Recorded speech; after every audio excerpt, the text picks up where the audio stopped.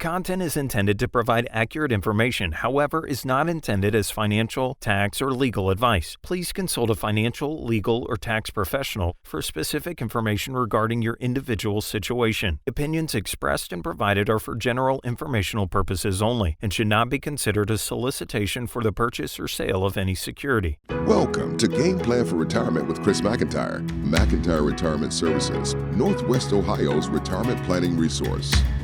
And welcome into the program. This is your Game Plan for Retirement with Northwestern Ohio's resource for a common sense approach to planning for your money, with your finances, your investments, and for your financial and retirement future. He is president and founder of Mcintire Retirement Services, Chris Mcintire. And Chris, don't envy your position, because navigating the financial world, the economic world, investments today, inflation, everything we have going on, no easy task. What are you talking with your clients about that is helping them to keep a sane, level head and be maybe a little bit more proactive in identifying good opportunities?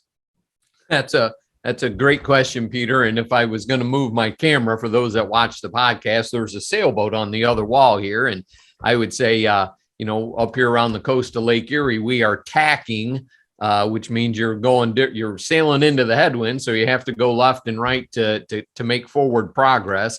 And some of that is what we have to do. And, we use some other alternative type of investments than the traditional 60-40, stock bond portfolio, or 50-50, depending on the client's age and risk tolerance. And, adding in some safe positions using the fixed index annuity space, as a bond alternative, or, as a complement probably to a bond strategy. Bonds are down because they're raising interest rates right now.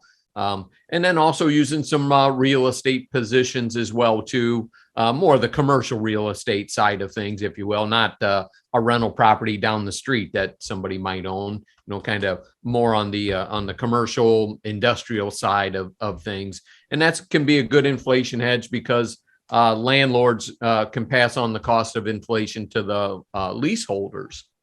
Chris, I've heard that terminology a few times recently, bond alternatives. And bonds were what was considered the more conservative, not safe, but safer portion of the portfolio. But then we see that they are down a significant tick this year. Why are we looking at bond alternatives when they have traditionally been that more conservative side of the portfolio?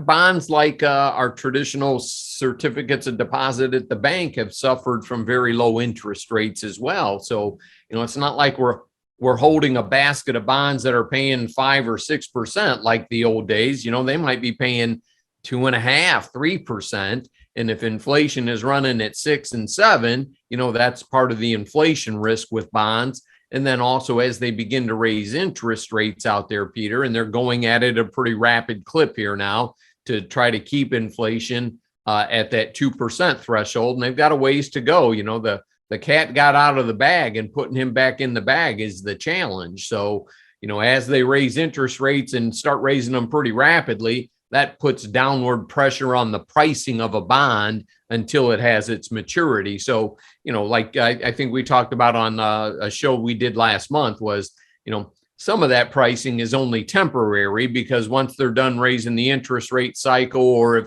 investors feel that it can't get any worse, they will come in and start buying new bonds. In fact, I've been reading some material on that here recently on many different publications that, some of the bigger traders, the T. Rowe Price and the BlackRocks of the world, are starting to look again at bringing more bonds back into a portfolio, thinking that the worst may be over. I read that it was on the Bloomberg website back in the late part of May. So it sounds like, Chris, for stability, because we are seeing the bond prices fluctuate right now, and for potentially a little bit better increased return, because we are coming from a low interest rate environment, moving to a higher interest rate environment, that can affect both elements of that can affect the bond market. Ladies and gentlemen, these are things that you need to know, understand, be aware of in your money management, with your portfolio, with your investments, with your retirement accounts. And Chris Mcintire can help educate to make sure that you are making well thought through and informed decisions with your money so that each and every dollar is working its hardest to help you achieve your important financial goals. If you've got questions or concerns, I do encourage you to give Chris Mcintire a call, 800-868-1194, the number 2, reach Mcintire Retirement Services, 800-868-1194, 800-868-1194, or you can go online, McIntireRetirementServices.com, McIntireRetirementServices.com. Chris, I know that you look at planning in a very holistic manner, but I bet that the majority of the conversations and the points of concern right now are with what we are seeing in the market and then with inflation. Yeah, no question about it. It's about every conversation we're having. And, it's sometimes we have to leave politics at the door, but that can be a tough thing as well, right? We have a midterm election up and coming here. So that's gaining more attention from the headlines on the, depending on what news station you want to watch. Yeah, I'm sure it'll remain a very civil affair as well. Yeah, no question about it. Yeah, nice.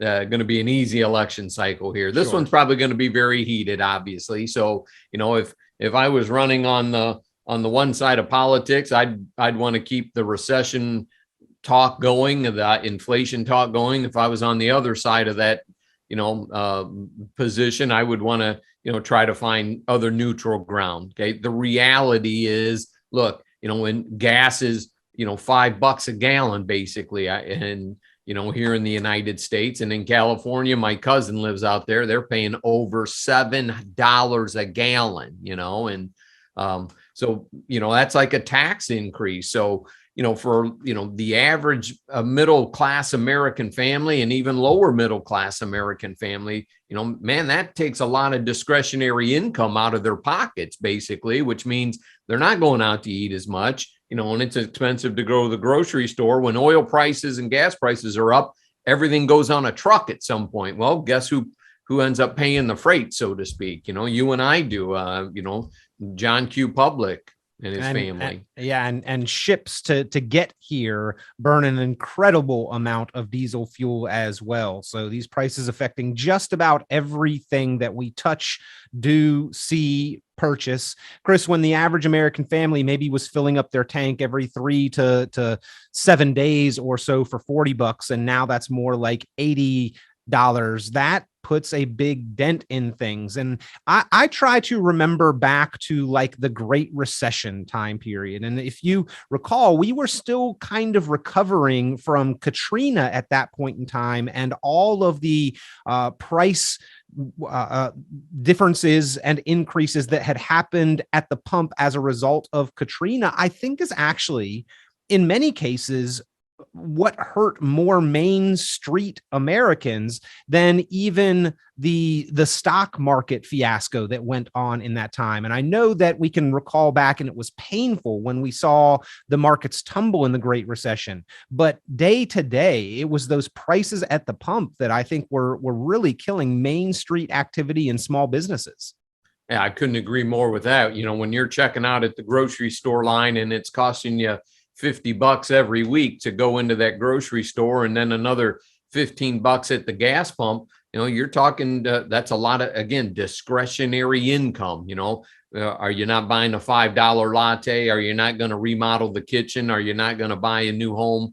Some of those things, that's the cause and effect of this. And the, call it the I don't want to call it the ripple effect, because this is much more than a ripple that we're in. These are some pretty big waves that a lot of people haven't seen in quite some time, that inflation is running so rampant. And it wasn't like, they didn't say anything about it, but take a shot at the government here.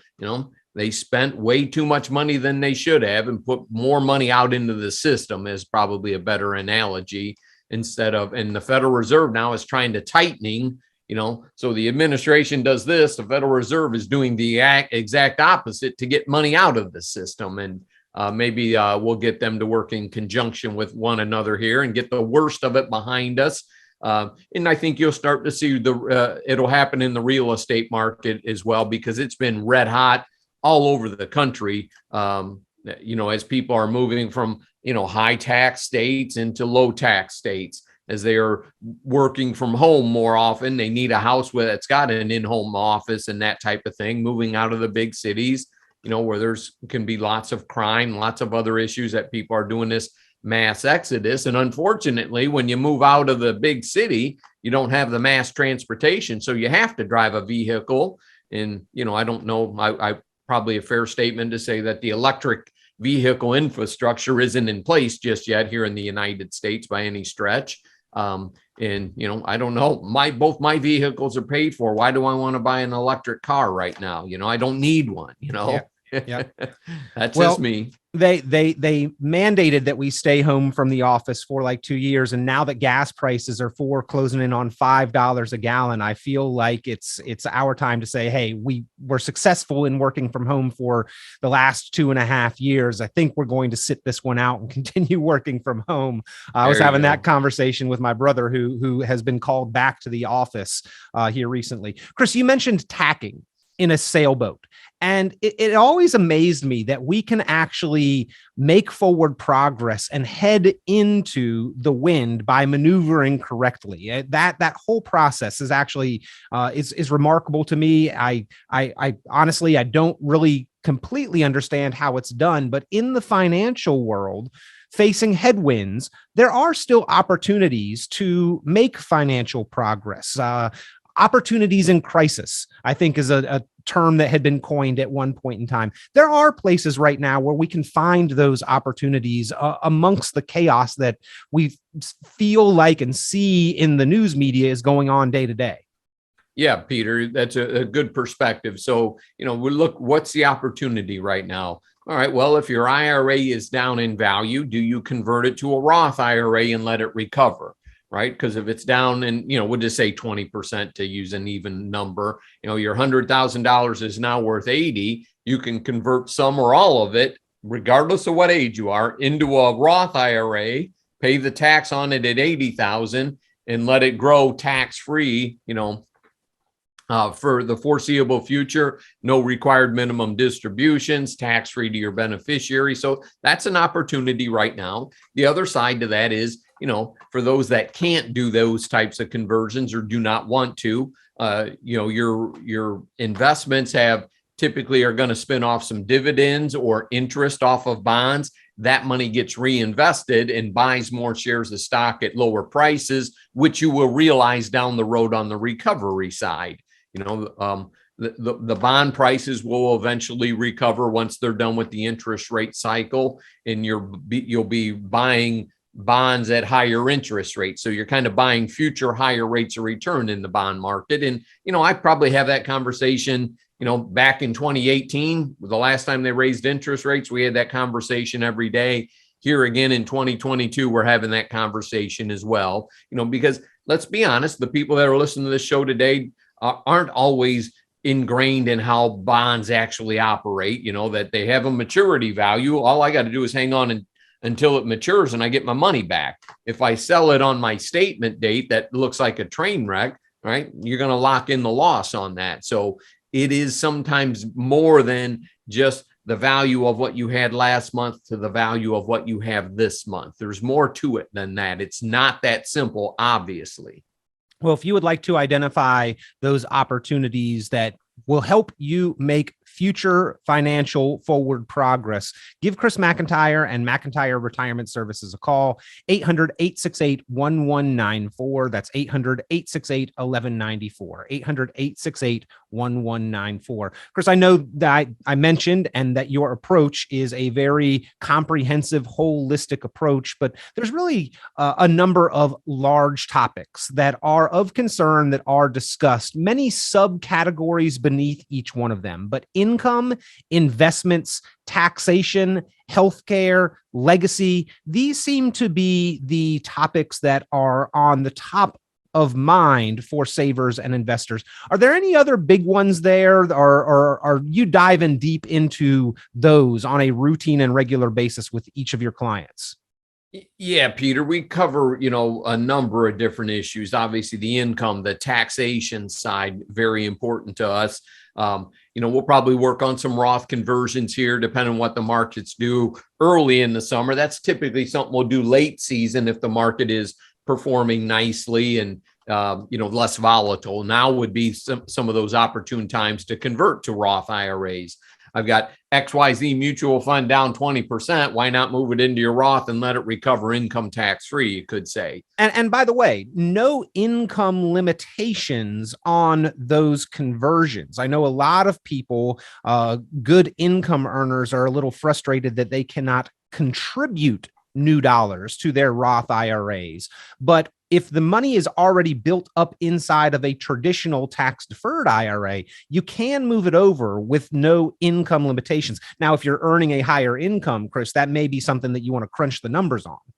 Yeah, absolutely. So contributions are while you're working and you have income limits. Conversions, no income limits. Anybody can convert. Not everybody can contribute. It's a good analogy there that we've used on the show here. But, kind of back to your original question there, Peter, is, we focus a ton on income. We focus a ton on taxation and then also healthcare, right? Because, Medicare premiums are going up more so. The supplements cost more.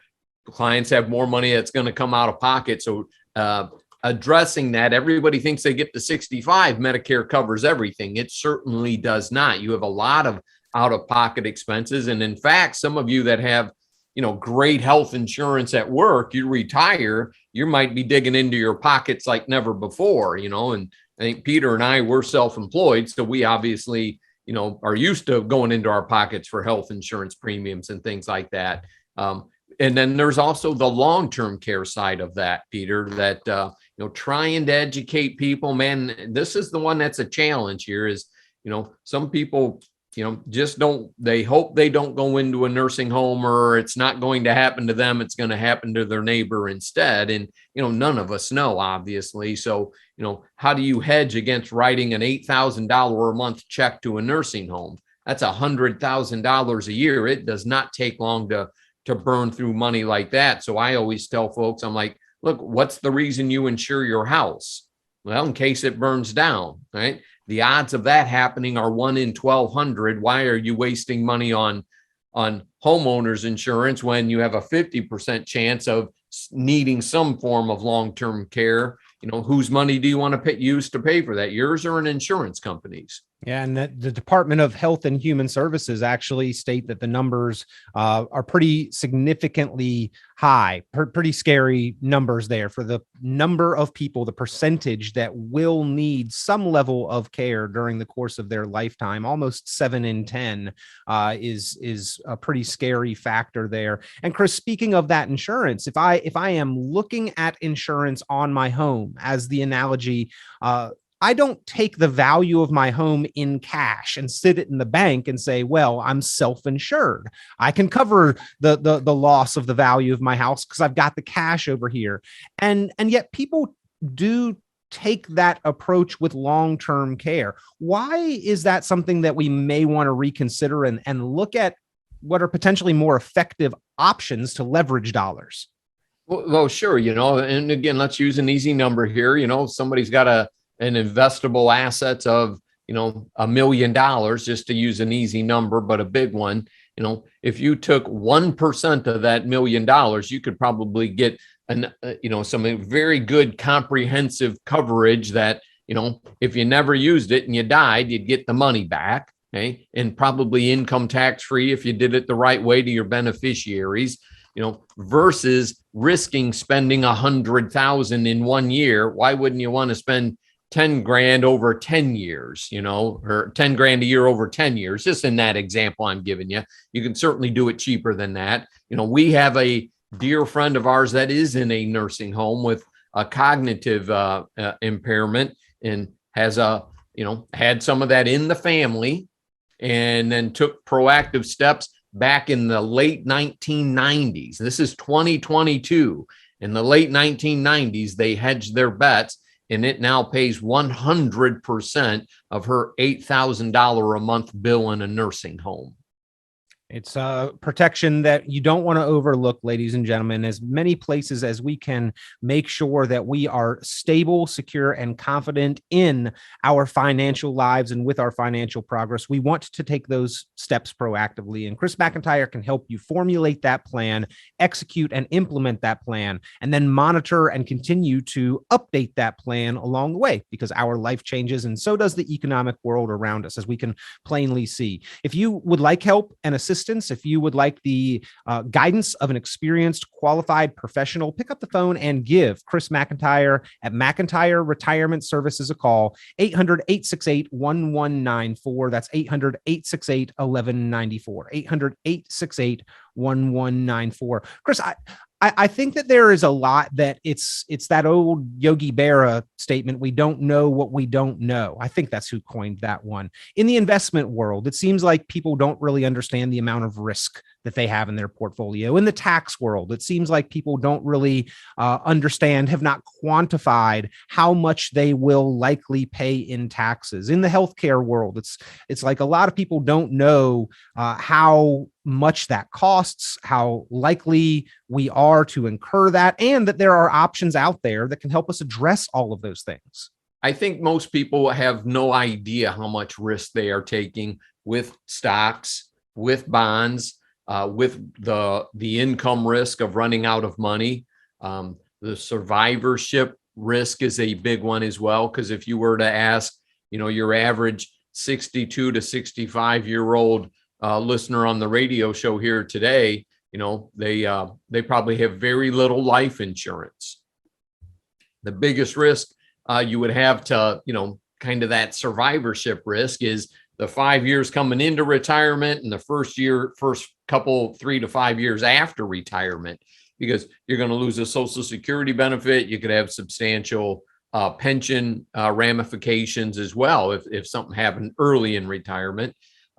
And then the health risks that we just talked about with the nursing home, those are a couple of big ones. Like right now, the markets have been very volatile here in 2022.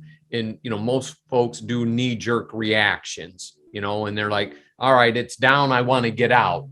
And then all of a sudden, a month later, the market recovers 4% and you've been sitting on the sidelines. And then you say, all right, now I think we can start getting ourselves back in. It's like, but 4% is a lot. When you start missing that opportunity, if you're out of the market, you're not reinvesting, buying any dividends, you're not buying any stocks when the prices are low, that sort of thing. So trying to, manage the emotional side of things for our clients is as hard as, trying to figure out, what the Federal Reserve is going to do, what's going to go on with Ukraine and Russia, some of those real challenges. Having that gut check is a challenge. I get it. Nobody likes to lose money, no question about it. It does seem rather counterintuitive to our natural emotional reaction, though, Chris. I've heard a lot of chatter from people saying, "Oh, I want to pull out now because I don't want to lose any more money," or should I stop contributing to my retirement accounts because the market is down? That's the psychological reaction that a lot of savers and investors have, but that ultimately would likely be a mistake. I mean, I think we'd all love to know a downturn is coming before it happens, but in the midst of it, deviating from your long-term plan often is not the formula for long-term success.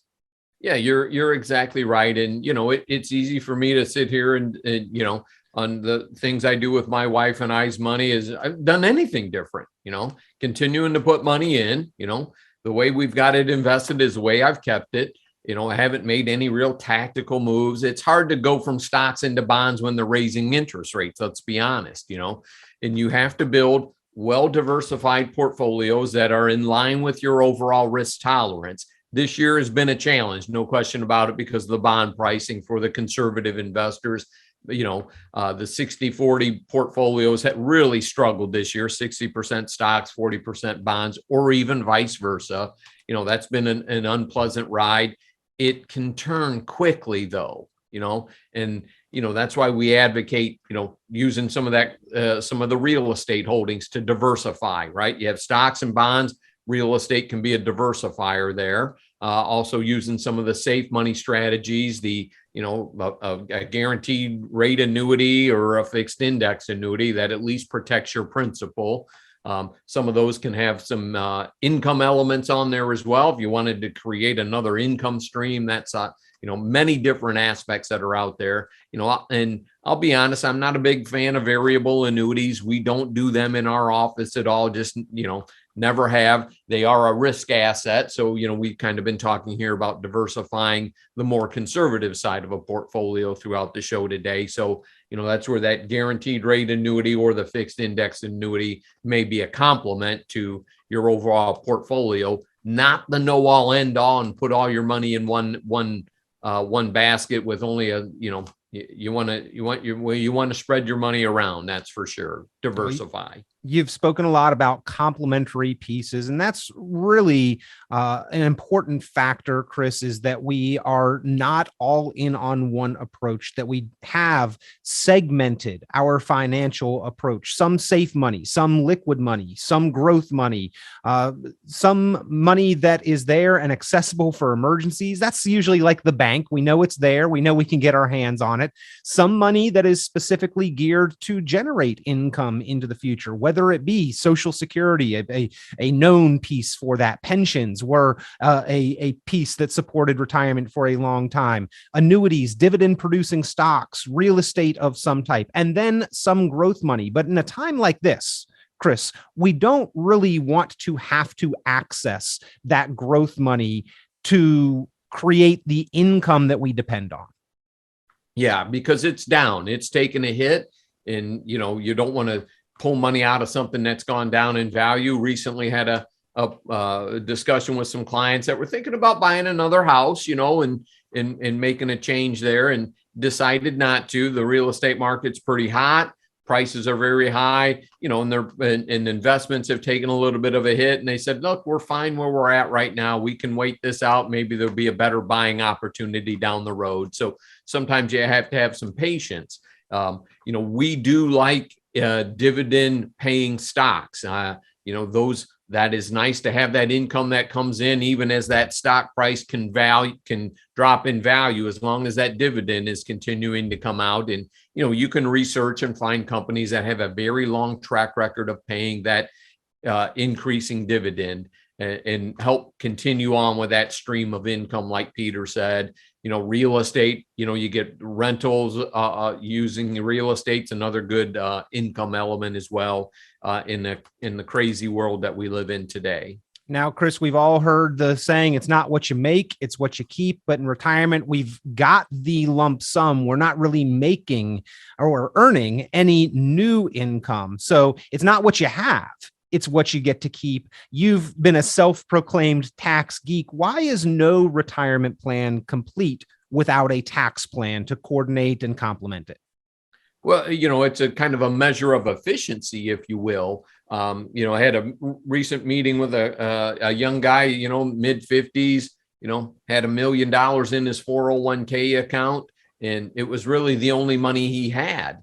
And I said, I think you probably ought to open a Roth IRA here. And he's like, even this late in the game? I'm like, yeah, it's going to be tax free. You're going to have to do some Roth conversions as things go on in the future, because you could pay a heck of a lot more for your Medicare premiums if you're sucking everything out of a 401k. He may have to buy a new vehicle. Does he want to take 50,000 out of an IRA or 50,000 out of a Roth, which is income tax free? So he said, okay, yep, I get it. And there's some other pitfalls in retirement that not everybody thinks of. Chris, we've covered a lot of ground on today's program, but there at Mcintire Retirement Services, you help answer and address a lot of different questions and formulate plans to help your clients achieve a lot of different, unique, and specific goals. I know that you offer the opportunity for anybody with questions or concerns about their money, with wanting to know more about how their money is working for them, the opportunity for a complimentary review of their current plan and strategy session. What is the takeaway from that process and that meeting going to be for most savers and investors? Well, yeah, you get to gain some of the experience and wisdom that you get from, having lived through several recessions and managing clients' portfolios through recessions and, all kinds of economic turmoils, bull markets and bear markets. And, we can see some of the pitfalls that people may have in their portfolios or just in their overall plan. Like I mentioned before, do you know what tax bracket you're in? No. Well, that's probably an important thing that you really need to know, and not maybe necessarily the tax bracket you're in. What's the effective tax rate you pay on every dollar you have when you aggregate it? Is it 8% or is it 18%? That's an important question to know. And, what are your hardcore expenses that you're going to need in retirement? And what is your guaranteed income to offset what you got going out? What is coming in versus what's going out from, let's just use the word guaranteed side in quotation points, thinking Social Security and pension plans are that guaranteed aspect. Well, if you would like to set up that plan, or if you would like the complimentary review retirement planning strategy session to get a better handle on your money and education on how much risk you're taking, how much fees you are paying, how much taxes you will be liable for now and into the future, and how to control all of those things, pick up the phone, give Chris Mcintire and Mcintire Retirement Services a call, 800-868-1194. That's 800-868-1194. Chris, always appreciate your perspective and the information and education you share here on Your Game Plan for Retirement each and every week. Hey, it's nice to be here, and hopefully we give some good advice and help some folks do some of the critical thinking that they need to do going into retirement. Thank you for listening, everybody, and be safe. Visit McIntireRetirementServices.com for many additional valuable resources, including other great episodes of Game Plan for Retirement with Chris Mcintire. Be sure to subscribe.